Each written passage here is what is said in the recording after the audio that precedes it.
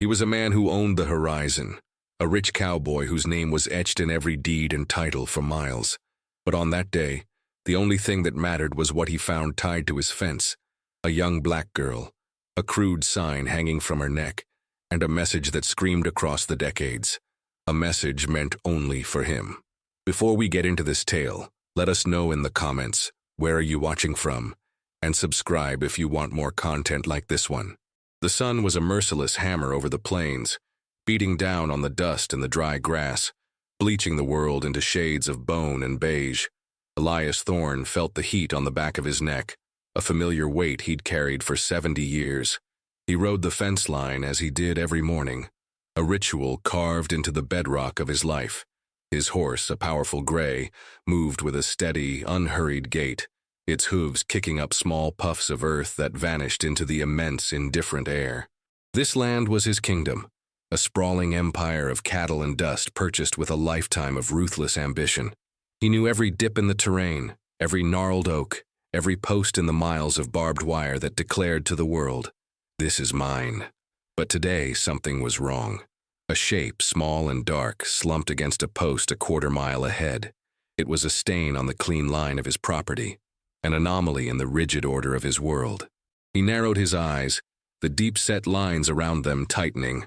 A stray calf, perhaps, or debris blown in by the last storm.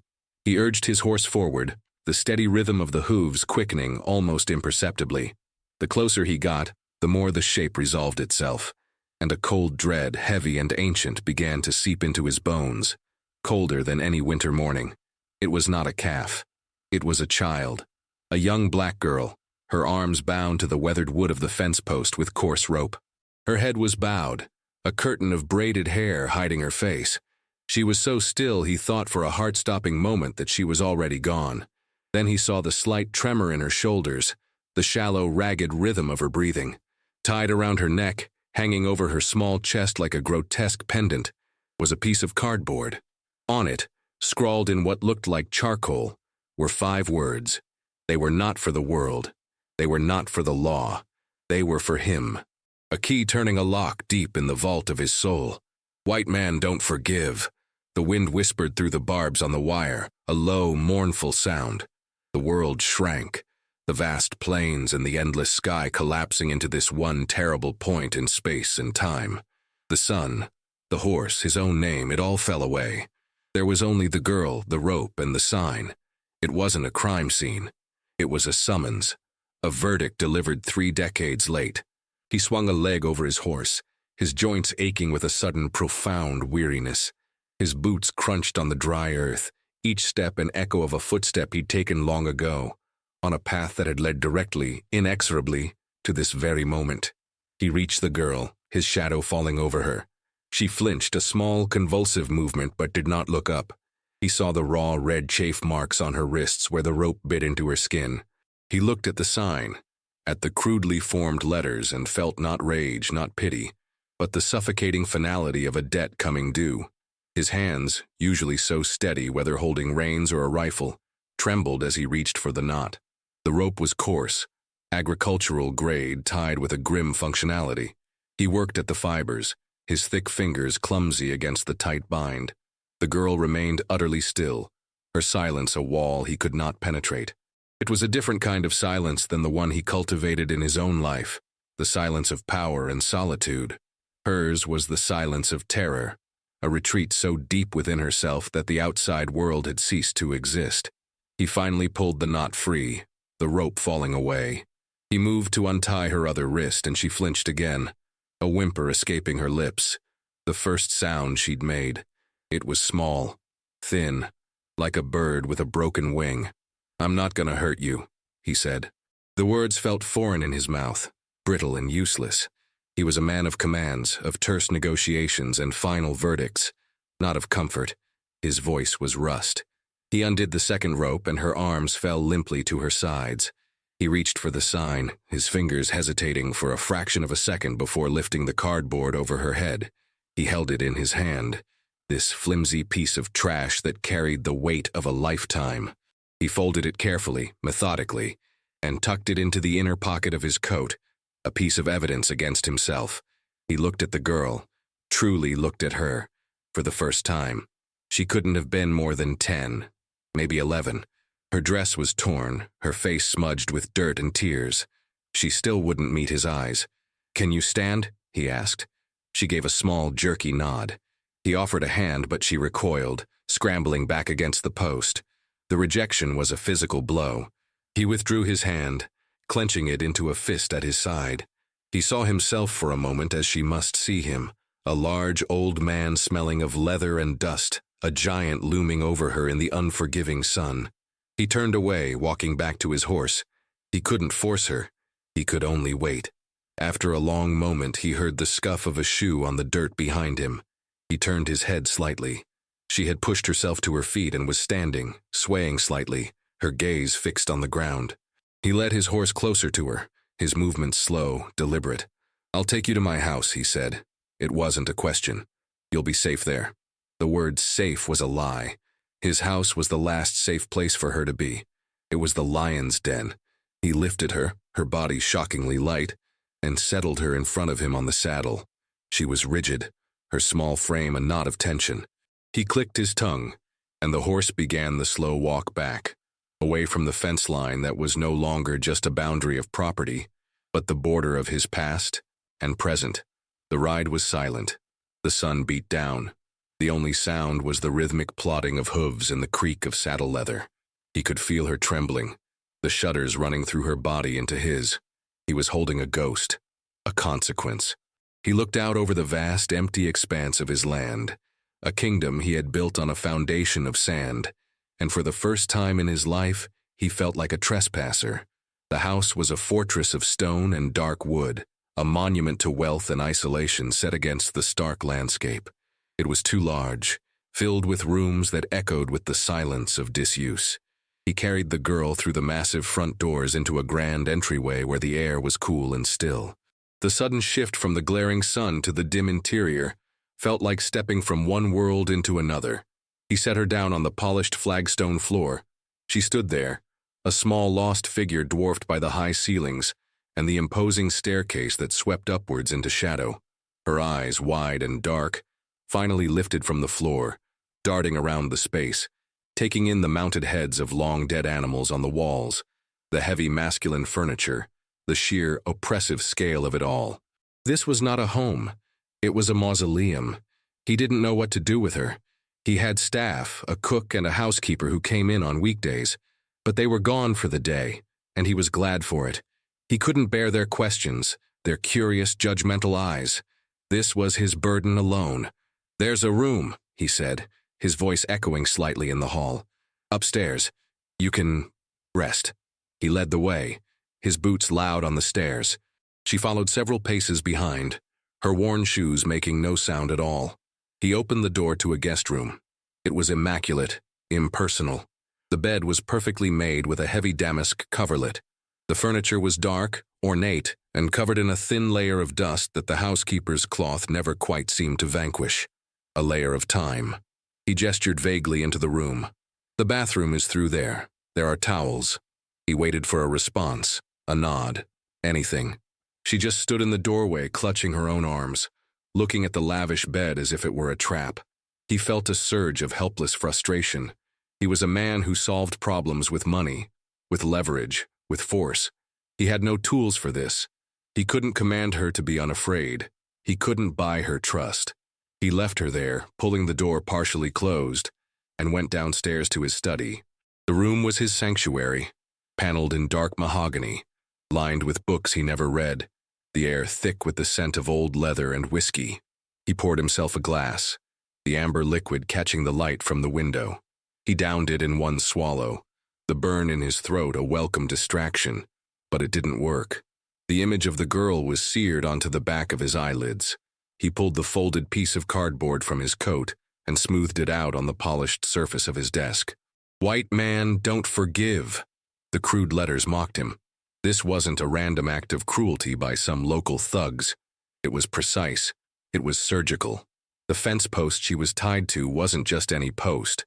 It marked the corner of a specific parcel of land, a parcel he hadn't thought about in 30 years, a parcel that didn't even exist on his maps anymore, swallowed whole by the Thorn Ranch. But he remembered. The memory, long suppressed, rose up like bile. A family, a dispute, a proud man who refused to sell, a woman with eyes full of a fire that could burn a man to ash, a little girl about the same age as the one upstairs, watching him with an unnerving stillness. The Washingtons. He closed his eyes, leaning his head back in his leather chair. The whiskey offered no comfort. The silence of the great house pressed in on him. It was no longer the silence of peace, but the silence of a tomb. He had buried his sin deep, paved over it with money and land and time. But some things don't stay buried. Some things put down roots in the dark and, decades later, break through the surface. He sat in the deepening shadows of his study as the sun bled out across the horizon, painting the sky in violent streaks of orange and purple. The house grew colder. He didn't turn on a light. He just sat there, the empty whiskey glass in his hand, letting the memory have its way with him. It came back not as a story, but in fragments of sensation. The smell of wood smoke from a chimney, the taste of dust and animosity in his mouth, the sight of a proud black man, Samuel Washington, standing on the porch of his small, tidy farmhouse, his hands resting on the worn suspenders of his overalls.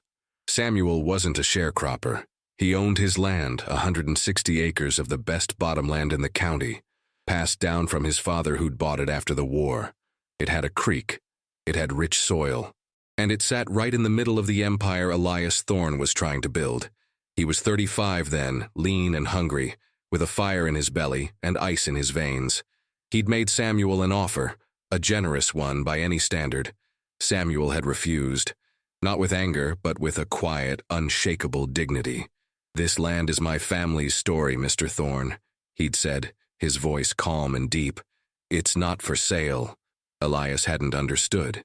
Everything was for sale. It was the principle his entire life was built on. He'd made a higher offer. Samuel had refused again. That's when the hunger in Elias turned to something uglier. He saw the refusal not as a man's right, but as an obstacle to his will, an insult.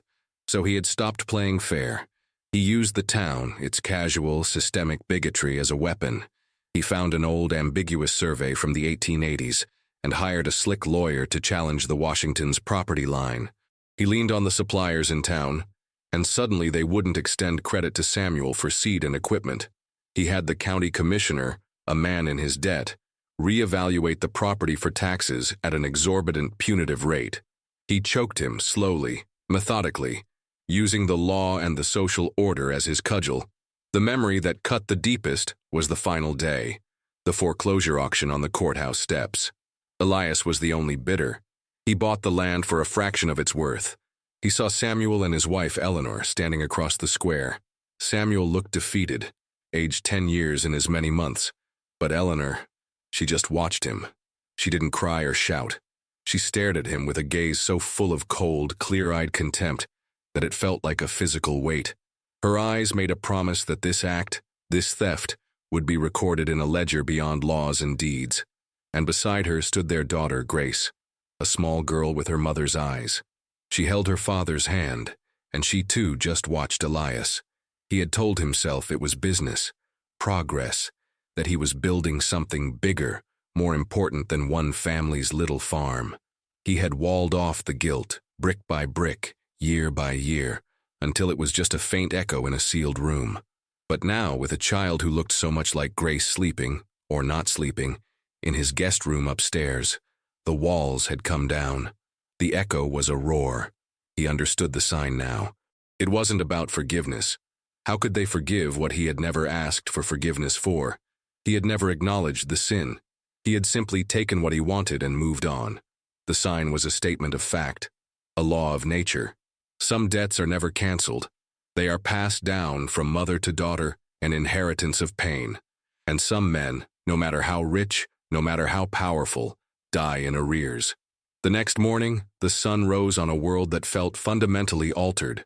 Elias knew he couldn't keep the girl a secret. The law, however flawed, had to be involved. It was a performance he had to give, a box he had to check. He called the sheriff's department. An hour later, Sheriff Brody's dusty cruiser crunched up the gravel driveway.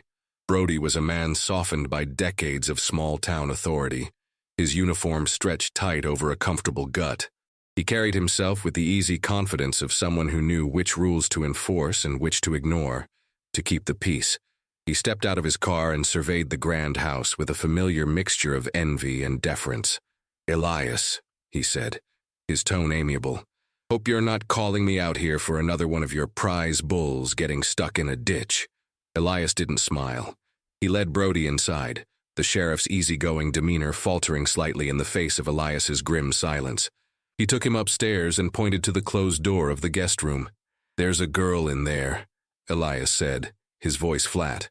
"Found her yesterday, tied to the fence post on the southwest corner.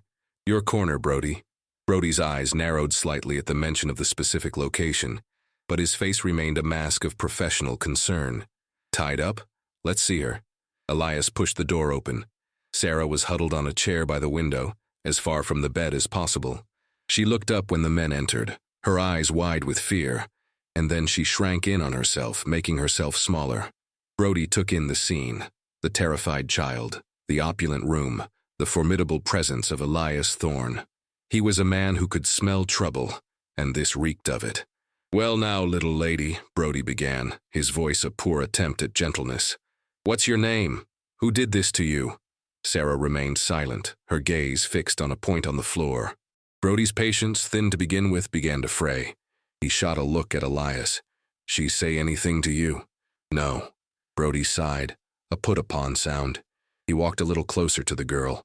"Look, kid, we can't help you if you don't talk. Were you running from someone? You lost." His questions were prods searching for the simplest explanation, the one that would require the least amount of paperwork and fuss. Elias reached into his coat and pulled out the folded piece of cardboard. He handed it to the sheriff. Brody unfolded it and read the words. His expression didn't change, but Elias saw a subtle shift, a shuddering in his eyes. He held the sign for a moment, then looked from it to the girl, and then to Elias. A slow, knowing smirk touched the corner of his lips. "White man don't forgive," he read aloud, his voice laced with a faint, dismissive amusement. He tossed the sign onto the bed. "Probably just some kids, Elias, stirring up trouble. You know how they get." The casual dismissal was like a lit match on dry tinder. "That's not kids' work, Brody, and you know it." "What I know," Brody said, his tone hardening, becoming the voice of the law, "is I got an unidentified minor on private property and a prank sign. I'll take her down to the station, see if we can find her people. As for this," he gestured at the sign, "I'll file a report. Vandalism. Mischief." He was sanitizing it, erasing the meaning, reducing the brutal, targeted act to a petty nuisance. He saw it as Elias's problem, a mess that had washed up on the shores of his ranch, and Brody's only job was to sweep it back out to sea with as little effort as possible. He was the caretaker of the town's fragile peace, and that peace was built on a foundation of things left unsaid and unseen. Elias looked at the sheriff, at his complacent face and his deliberately obtuse gaze, and he saw the entire town. He saw the complicity, the willful blindness, the quiet agreement to let old wounds fester as long as they didn't disrupt the surface of things. He realized with chilling certainty that he was utterly, completely alone in this. There would be no investigation. There would be no justice. The law wasn't here to solve the crime. It was here to bury it. Sheriff Brody took the girl. Elias watched from the doorway as Brody led Sarah down the grand staircase. She didn't look back. The cruiser pulled away, leaving a cloud of dust that hung in the still air before settling back onto the earth. The house was silent again, but the silence had changed. It was no longer just empty. It was hollowed out, haunted by a small, absent presence. For 2 days, Elias existed in a state of suspended animation. He didn't ride the fence line. He didn't look at his ledgers. He sat in his study, the folded sign on his desk a constant mocking rebuke. He called Brody's office twice. The first time, a deputy told him they were looking into it. The second time, Brody himself got on the line, his voice thick with annoyance. "We found her grandmother's neighbor, Elias. The girl's name is Sarah. Grandmother died a few weeks back. Looks like she just wandered off. Social services is handling it. It's over. It's over." The words were an obscenity. On the third day, Elias couldn't stand it anymore. The inaction was a poison. He drove his truck back to the sheriff's department. Brody, seeing him enter, waved him into his office with a weary sigh, like a man dealing with a persistent crank. Elias didn't sit. He stood before the desk, a towering, grim figure. "I want the girl back." Brody leaned back in his chair, a condescending smile playing on his lips. "That's not how it works, Elias. She's in the system now. She's at a county facility. It's for the best." "The best for who, Brody? For you? So you can file this away and forget it ever happened?" "There's nothing to file," Brody insisted, his voice rising. "It was a runaway kid and a stupid prank." "She is the granddaughter of Eleanor and Samuel Washington," Elias said, the name hanging in the air between them like smoke. For the first time, Brody's composure cracked. The color drained from his face. He stared at Elias, his mouth slightly agape. The name was a ghost that both of them had thought long buried. "You keep your mouth shut about that," Brody hissed, his voice dropping to a venomous whisper. "That has nothing to do with this. It has everything to do with this." Elias felt a strange, cold clarity. He was an old man, but the ruthlessness that had built his empire was not dead, merely dormant. He knew how to apply pressure. "You're not going to investigate. So I will. And I will find who tied her to that post. And when I do, I suspect the trail will lead to people who remember the Washingtons. People who might start talking about old land deals, about how certain county officials were persuaded to look the other way. People who might remember you, Brody, when you were just a young deputy, doing favors for powerful men." The threat was clear. Brody's face hardened into a mask of pure hatred. The pretense of law and order was gone, leaving only the raw, ugly truth of their shared history. "You bring that up, Elias, and you'll find out just how lonely a rich man can be in this town. You made your bed 30 years ago. Now you're just mad you have to lie in it." Brody stood up, his hand resting on the butt of his holstered pistol. It wasn't a threat of violence, but a symbol of his authority, the authority Elias was challenging. "Go home, old man. Leave it alone." Elias left. As he walked out into the harsh sunlight, he knew Brody was right about one thing. He was alone. But the sheriff was wrong about the bed he'd made. He wasn't just lying in it. He was finally ready to set it on fire. He drove not home, but to the county seat, to the drab institutional building that housed Child Protective Services. He was Elias Thorne. His name still carried weight. He greased the slow-moving wheels of bureaucracy with the only tool he had, the promise of money. He wasn't asking for custody, not yet. He was making a donation, a substantial one, enough to ensure the temporary foster placement of one Sarah Washington was with someone of his choosing, someone he could trust, someone he could pay, him. It was a gross misuse of power, a corruption of the system. It was the same tactic he'd used 30 years ago, but this time, he wasn't trying to take something. He was trying to give something back. Getting her back to the ranch was a cold, sterile transaction. A social worker with tired eyes and a stack of forms drove Sarah to his front door. She recited a list of rules and regulations, scheduled a follow-up visit, and left. And then they were alone again. The dynamic was different now. Before, she was a victim he had found. Now, she was his legal responsibility. A ward. The title felt absurd. He was no one's guardian. He was a predator. The silence in the house returned, but it was heavier this time, freighted with the weight of paperwork and unspoken truths. Sarah was even more withdrawn than before. She stayed in her room, a ghost in the guest wing. He had the housekeeper, a quiet woman named Maria, prepare her meals. He would leave the tray outside her door, and hours later he would collect the empty plate. They were living like two prisoners in solitary confinement, separated by a wall of his making. He knew words were useless. Apologies were insults. He had to find another way. He began to spend his evenings not in his study with his whiskey, but on the floor in the hallway outside her room. He would just sit there, his back against the opposite wall for an hour or two in complete silence. He didn't know why he did it. It was a vigil, a penance. He felt her presence on the other side of the door, a palpable knot of fear and grief. For a week, nothing changed. He sat in the hall. She stayed in her room. Then one evening, driven by a desperation he didn't fully understand, he began to talk. He didn't talk to her, not directly. He spoke to the closed door, to the silent house, to the ghosts that filled it. He told a story about a colt that was born on his ranch years ago. It was a runt, born with a weak leg, and his foreman had told him to put it down. It was a waste of resources, the foreman said. It would never be a strong horse.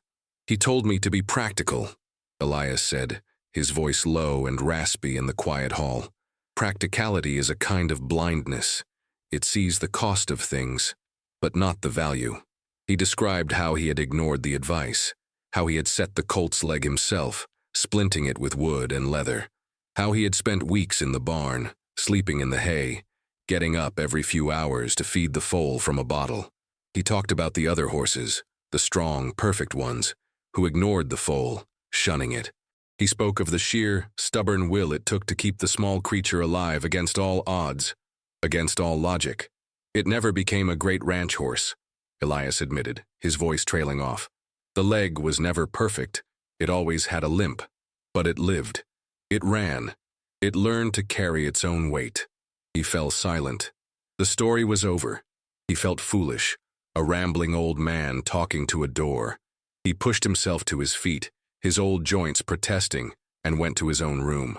The next morning, when he went to collect the breakfast tray from outside her door, he saw that the door was ajar, just a crack. He peered through the opening. Sarah was sitting on the edge of the bed, her back to him. She wasn't looking at anything in particular. She was just sitting there, in the room, instead of hiding in a corner. It was the smallest of changes, a barely perceptible shift in the emotional landscape. But for Elias, who had been staring at a barren desert for days, it felt like the first sign of rain. The cracked open door was not a surrender, but an invitation into a new kind of battlefield, one of quiet observation. Elias knew he couldn't push. He had to wait. He started leaving the door to his study open as well. He would sit at his desk, pretending to work on his ledgers, aware of every creak of the floorboards upstairs. He was relearning the art of listening, not for weakness in a negotiation, but for the faint stirrings of life in the silent house. His own investigation had hit a wall of silence as solid as the one Sarah had erected. The town had closed ranks. The name Washington was a key that locked every door he tried to open. He knew, with a sickening certainty, that he would never find the people who had tied Sarah to that post. They were protected by a conspiracy of silence, the same one that had protected him for 30 years. The truth was, finding them was a distraction. The real work was here, inside these stone walls. He abandoned the fruitless search and turned his attention inward, to the history he had so long ignored. He drove to the county records office, a place he usually sent his lawyers. He spent a day poring over old plat maps and property records, his thick fingers tracing the lines that showed the slow, inexorable consumption of smaller homesteads into the single massive entity of the Thorn Ranch. And there it was, Plat 1138, the Washington Place. A perfect square of 160 acres, now just an indistinguishable part of his southwest pasture. He went to the town's small, dusty library and looked through microfilmed archives of the local paper from 30 years ago. He found the foreclosure notice, a small, dense block of text buried in the legal section. He found the auction announcement. He found nothing about where the Washingtons had gone. They had simply vanished from the public record, erased. The systematic nature of their disappearance was chilling. It wasn't just that he had taken their land, he had taken their story, their place in the community's memory. He drove out to the fence line, to the very spot where he had found her. He stood there for a long time, looking out over the land. His land. No, it was their land. It still felt like it. The grass seemed greener here. The air felt different. He could almost see the ghost of a farmhouse, almost smell the wood smoke. The memory of Grace Washington, a little girl with her mother's eyes, was so strong it was a physical presence beside him. He remembered the look on her face that last day, a look not of childhood innocence but of profound, adult grief. He had stolen more than her home. He had stolen the ground from beneath her future. This act of cruelty hadn't just ended a family's story. It had created a new one, a story of bitterness and loss that had been passed down to Sarah. The sign wasn't just about forgiveness. It was about memory. It was a refusal to let him forget. It was a demand that the story be told correctly. As he stood there, the wind whipping at his coat, he finally understood. The people who tied Sarah to the fence didn't want revenge in the traditional sense. They didn't want his money or his blood. They wanted him to see, to finally, after all these years, see what he had done, not as a transaction, but as a desecration. They had used the only thing they had left of the Washington legacy, their pain, and they had handed it to him in the form of a small, terrified girl. It was a terrible, desperate, and brilliant move. They hadn't just sent him a message. They had sent him the consequence. The revelation on the fence line settled in his bones like a permanent chill. He returned to the ranch with a new, terrifying clarity. The weight of his sin was no longer an abstract concept. It had a name and a face, and she was living in his guest room. He felt a desperate need to act, to do something, anything, to shift the immense weight that was crushing him. He found himself walking the halls of his own house like a stranger, touching the expensive furniture, looking at the paintings on the walls. It was all just stuff, a barricade of objects he had piled up to keep the world out, to keep his own history at bay. But the past wasn't outside. It was in him. It was in the very foundation of the house. That evening, he didn't sit in the hall. He knocked softly on her door. He heard a small, sharp intake of breath from within. After a long moment, the door opened a few inches. Sarah peered out at him, her dark eyes cautious. "Can I come in?" he asked. His voice was low, stripped of its usual authority. She didn't answer, but she stepped back, opening the door wider. It was the first clear choice he had seen her make. He entered the room and stood awkwardly in the middle of the floor. She retreated to the far side of the bed, creating a vast expanse of damask between them. The silence stretched, thin and fragile. He looked at her, this child who carried the entire history of his crime in her small body. "I knew your grandparents," he said finally. The words fell into the silence like stones into a deep well. Samuel and Eleanor. He saw a flicker of something in her eyes. Recognition. Pain. "And I knew your mother. Grace." Sarah flinched at her mother's name, a barely perceptible tightening of her shoulders. She still said nothing. Her silence was a judgment, more powerful than any accusation. She was waiting. He had to cross the chasm between them with the truth. "The land," he began, his throat tight. "The land my house is on. The land as far as you can see from that window. Part of it was theirs." He watched her face, searching for a reaction. She just watched him, her expression unreadable. And then she spoke. Her voice was quiet, almost a whisper, but it cut through the silence of the room like a shard of glass. "My mama told me about this place," she said, her eyes not on him but on the window, on the vast expanse of his kingdom. "She said a rich man took our home, said he had a big house and lots of land." Her words were not angry. They were recited, a piece of catechism she had learned, a fundamental truth of her world. She turned her gaze from the window and fixed it on him. Her eyes were old, holding a knowledge that no child should possess. They were Eleanor's eyes. They were Grace's eyes. "Are you the rich man?" The question was simple, direct, absolute. There was no room for evasion, for justification, for anything but the truth. It was the question his soul had been waiting to answer for 30 years. He could feel the foundations of his life, the lies and rationalizations he had so carefully constructed, turning to dust. He couldn't speak. He could only nod, a single, slow, heavy movement of his head. It was a confession, a guilty plea. The weight of that nod seemed to buckle his knees. In the ringing silence that followed, he felt the full, crushing weight of his past settle upon him. He had been judged, not by a court or a mob, but by a child, and the verdict was guilty. The confession hung in the air, irrevocable. It stripped him bare, leaving him without the armor of wealth or the justifications of history. He was just an old man who had committed a great wrong, standing before the living proof of it.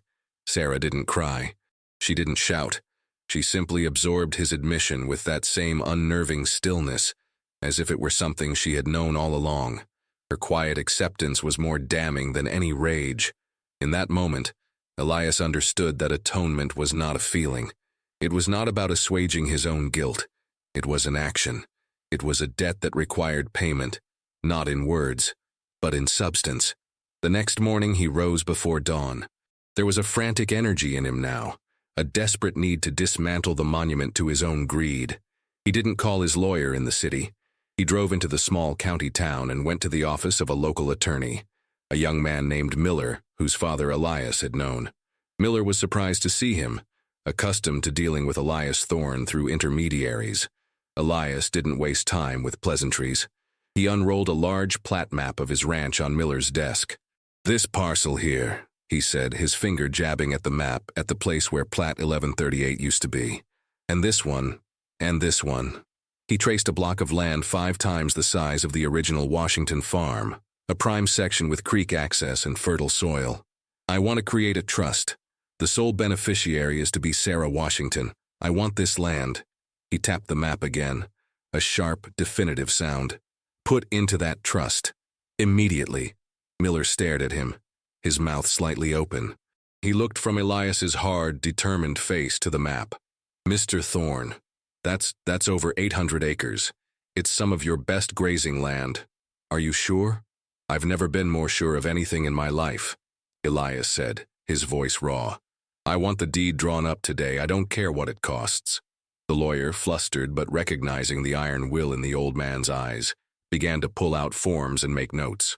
"There will be tax implications, Mr. Thorne. Significant ones.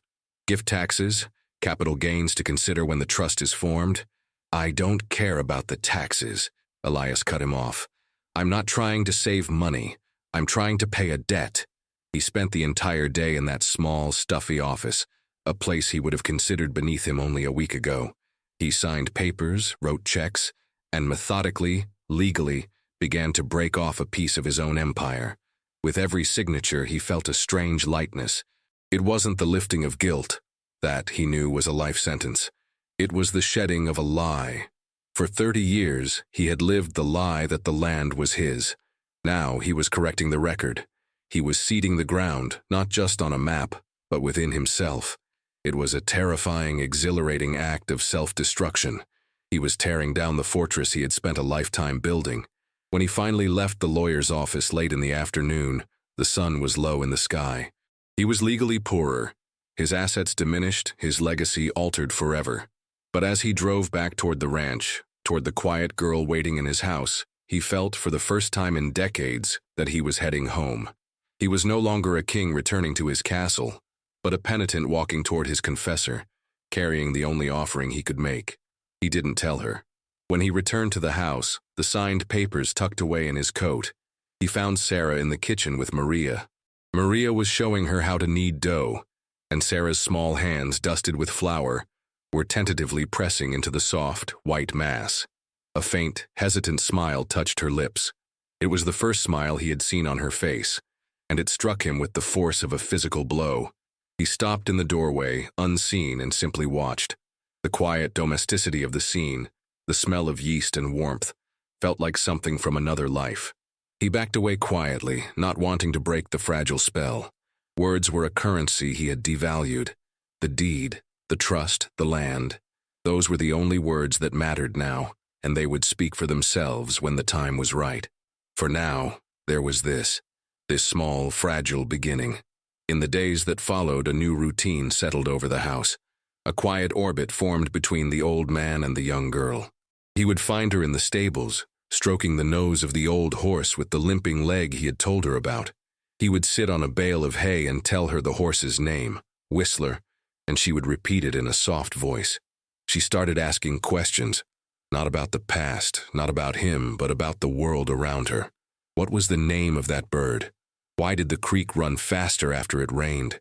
He answered her questions simply, directly. He taught her the names of the constellations in the vast, clear night sky.